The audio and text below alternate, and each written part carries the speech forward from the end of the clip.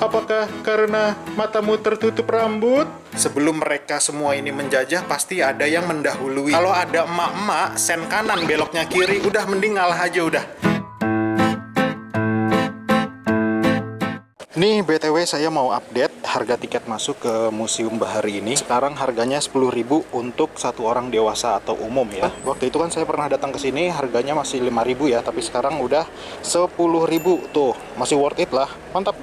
Yes, betul banget. Ruang pelaut peninggalan zaman Belanda ini ada di Museum Bahari Jakarta yang dulunya sebagai gudang penyimpanan rempah-rempah VOC Belanda. Sekarang disebutnya ruang diorama.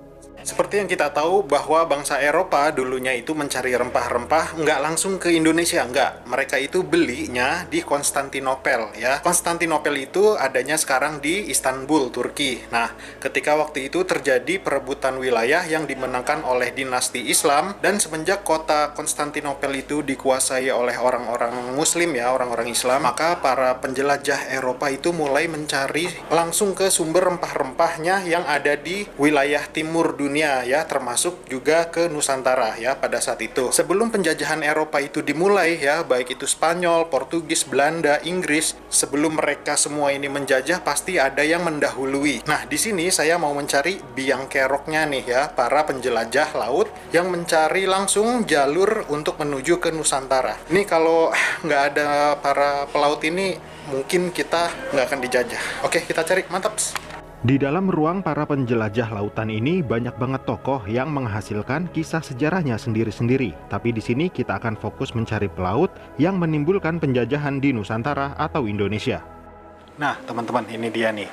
Nih ya, dua orang ini nih terutama nih biang kerok dimulainya penjajahan Eropa yang ada di Nusantara atau Indonesia pada saat itu. Ini adalah Vasco da Gama. Coba kita lihat bener nggak? Bener.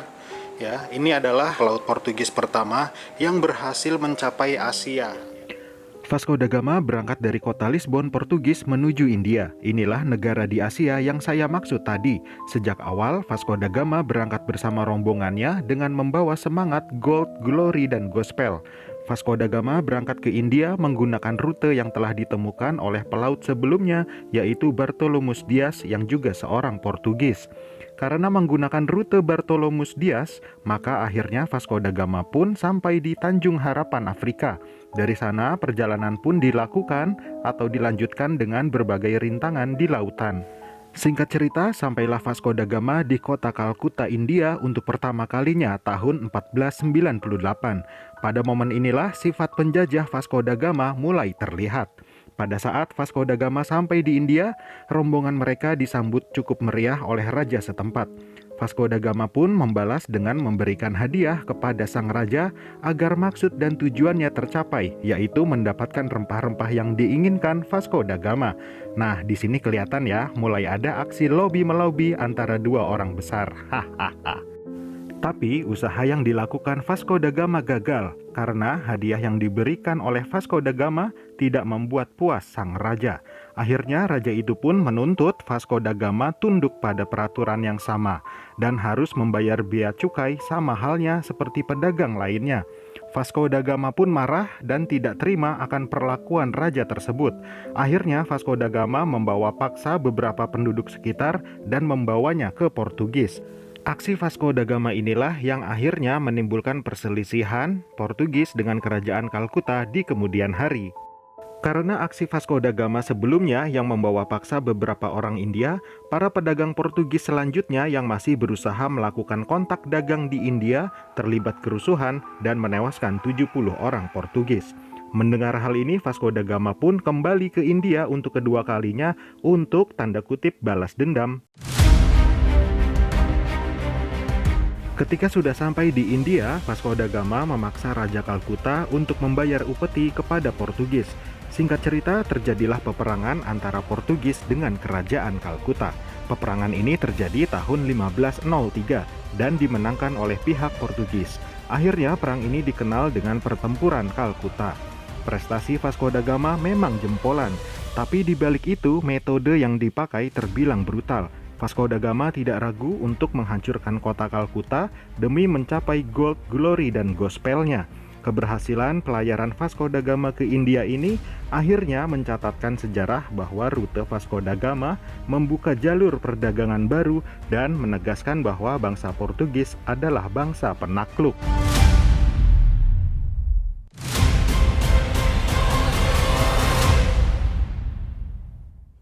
Ini lama-lama saya kan posisinya deket nih dari patung ini ya. Ini kalau saya ambil gambar angle dari sini, nih. Saya tuh takutnya tiba-tiba matanya ngelirik ke kamera gitu kan, takut. Dan sebelahnya ada Ferdinand Magalhães ya. Kalau bahasa Portugisnya Fernando de Magalhães. Ya kira-kira seperti itulah. Pelaut inilah yang pertama kali mencapai Nusantara, terutama di Kepulauan Maluku untuk mencari rempah-rempah. Pelayaran bangsa Spanyol di bawah kendali Fernando Magellan pertama kali dilakukan tahun 1519. Magellan dan rombongannya berangkat dengan 5 kapal yang masing-masing punya nama, yaitu Santiago, Concepcion, San Antonio, Victoria, dan Trinidad. Kelima kapal ini harus mengarungi besarnya badai Samudra Atlantik. Sayangnya hanya 3 kapal yang berhasil selamat, yaitu Concepcion, Trinidad, dan Victoria. Oh ya, sekedar info aja nih, Fernando Magellan inilah yang menemukan sebuah selat di ujung selatan Amerika dan belum pernah dijamah orang Eropa lainnya. Oleh sebab itu, selat ini dinamakan Selat Magellan sesuai dengan nama sang penemu. Singkat cerita, setelah berbulan-bulan mengarungi lautan, menemukan pulau tidak berpenghuni, serta singgah di beberapa pulau, akhirnya bulan Mei tahun 1521, rombongan Magellan sampai juga di Filipina. Di Filipina, rombongan Magellan disambut baik oleh penduduk dan raja lokal di sana. Karena Magellan masih dalam rangka menjalankan tugas Gold Glory Gospel, akhirnya dia mengenalkan agama yang dibawa dari Spanyol, yaitu agama Katolik. Keluarga sang raja pun dibaptis. Tapi setelah itu, Raja Humbon meminta bantuan Magellan untuk berperang melawan seorang kepala suku yang bernama Lapu-Lapu, karena dianggap kelompoknya tidak tunduk kepada kekuasaan Raja Humabon. Sebagai bagian dari totalitas Gold Glory dan Gospelnya, akhirnya Magellan mau membantu raja tersebut. Singkat cerita, terjadilah pertempuran Spanyol yang dikomandoi Magellan dengan kelompok Lapu-Lapu yang terjadi di Pulau Mactan, Filipina tahun 1521. Dalam peperangan sengit itu, kaki Magellan terkena panah beracun. Beberapa sumber bahkan menyatakan panah beracun itu ditancapkan pada kaki kanannya hingga Magellan pun meregang nyawa pada pertempuran Mactan. Pasukan Magellan yang tersisa akhirnya mundur menyelamatkan diri. Salah satu di antara yang selamat dari pertempuran itu adalah kapten kapal yang bernama Juan Sebastian Elcano. Elcano inilah yang melanjutkan perjalanan laut mencari rempah-rempah dari Filipina ke Maluku tanpa Fernando Magellan, sampai kembali lagi ke Spanyol tahun 1522. Walaupun dari 5 kapal yang berangkat, tersisa 1 kapal saja yang bernama kapal Victoria. Maka secara teknis, Juan Sebastian Elcano inilah yang boleh disebut pelaut Eropa pertama yang berhasil mengelilingi dunia. Dengan demikian, berakhir sudah narasi yang banyak tertulis di buku pelajaran sejarah bahwa Fernando Magellan berhasil sampai ke Maluku. Karena ekspedisi Magellan ini dilanjutkan oleh Juan Elcano, seorang kapten kapal sekaligus navigator yang sejak awal memang ikut dalam ekspedisi Magellan. Walaupun demikian, jalur laut yang diarungi oleh Fernando Magellan ini juga membuka jalur pelayaran baru untuk para pedagang Eropa selanjutnya dalam mencari sumber rempah-rempah di Indonesia sekaligus menyebarkan agama Kristen Katolik. Kisah Vasco da Gama dan Fernando Magellan ini membuktikan bahwa bangsa Spanyol dan Portugis memang pelopor penjelajah laut, khususnya abad ke-15. Meskipun demikian, nenek moyang orang Indonesia juga merupakan pelaut handal. Menir Fernando, misimu yang kau jalankan beberapa ratus tahun yang lalu sekarang sudah ada hasilnya, Menir. Di Kepulauan Indonesia bagian timur memang mayoritas itu beragama Kristen ya. Jadi Menir Fernando di sana bisa beristirahat dengan damai bersama Bapa di sorga. Menir Fernando Magalhães,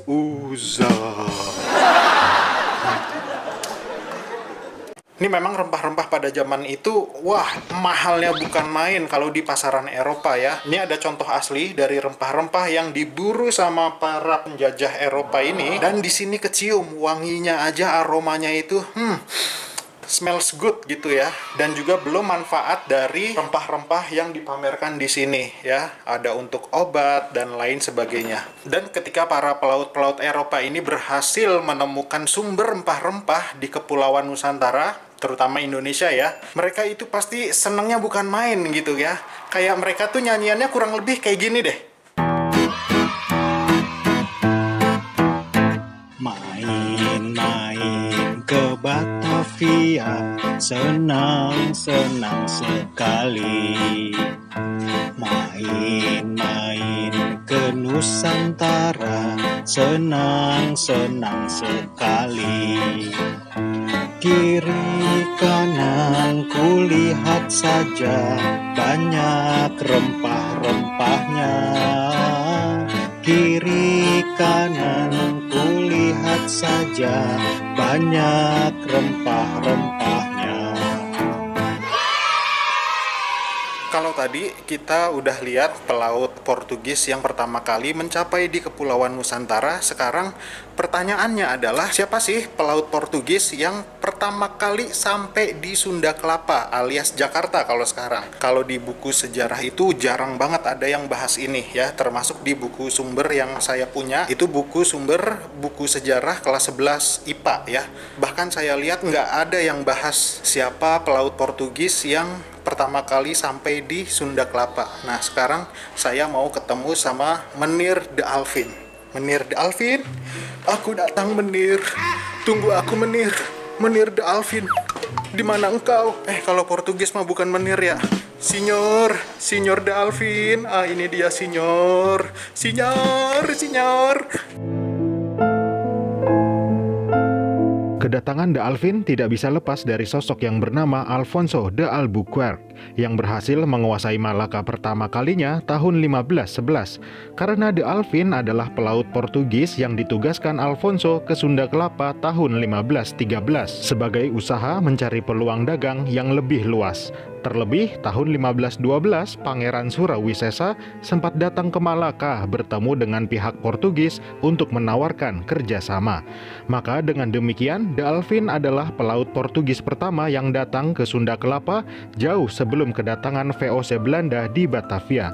De Alvin datang dengan 4 kapal untuk membahas kerjasama dagang dengan kerajaan Pajajaran, tapi pada tahun 1513 itu belum terjadi kesepakatan final antara Portugis dengan kerajaan Pajajaran. Kesepakatan dagang dan politik antara Portugis dan Pajajaran baru terjadi tahun 1522 ditandai oleh Prasasti Padrau.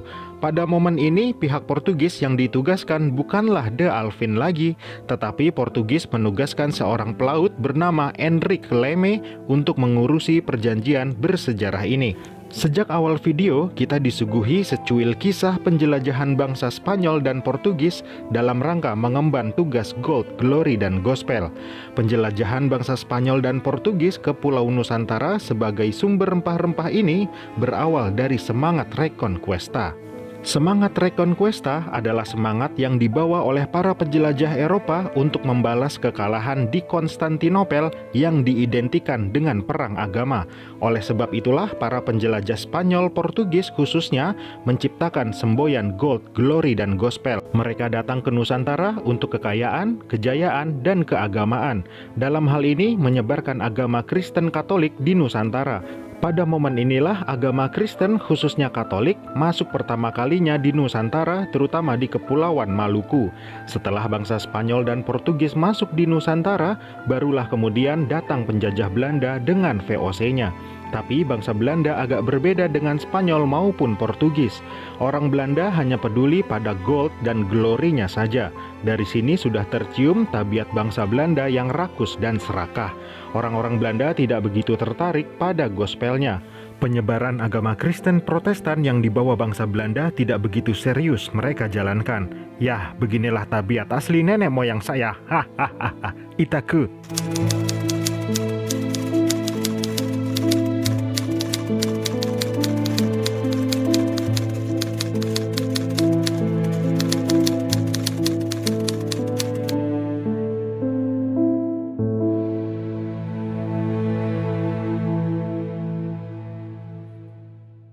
Kaget asli, sumpah kaget. patung Fahien. Sebetulnya pada saat Sir, serem amat sih.